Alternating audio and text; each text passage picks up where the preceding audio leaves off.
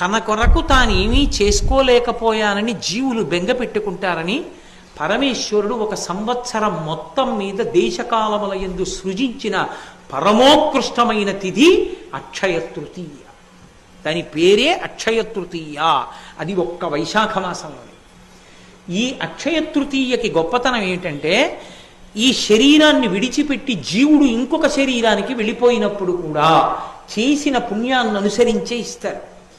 కర్ణుడి యొక్క కథలోంచి వచ్చింది అక్షయ తృతీయ. అక్షయం అంటే అది ఖర్చు అయిపోవడం ఉండదు. ఆకలి తీరాలి.